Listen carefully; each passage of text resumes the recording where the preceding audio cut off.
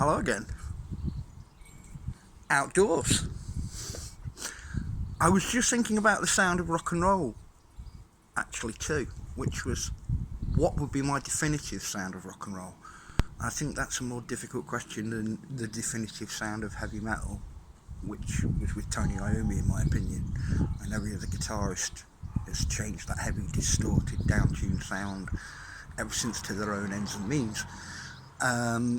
But the sound of rock and roll is a little bit more nebulous for me in regards to what I consider it to be, because I could go from the voice of Elvis Presley, sound of Chuck Berry and Eddie Cochran's guitars, right up to a band like Airborne and everything in between.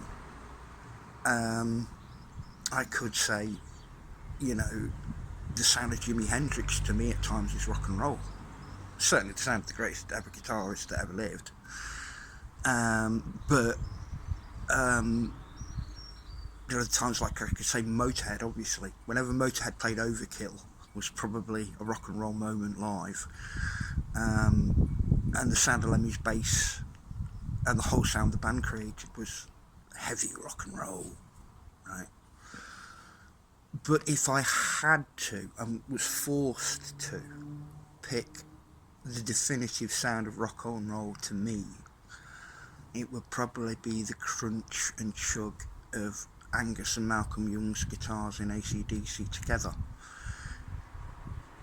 because they're still the greatest rock and roll band that came with the greatest riffs and the greatest rock and roll songs. So for that, to me, the sound of rock and roll is Angus and Malcolm Young in tandem, and Angus soloing when you think of him in that schoolboy outfit.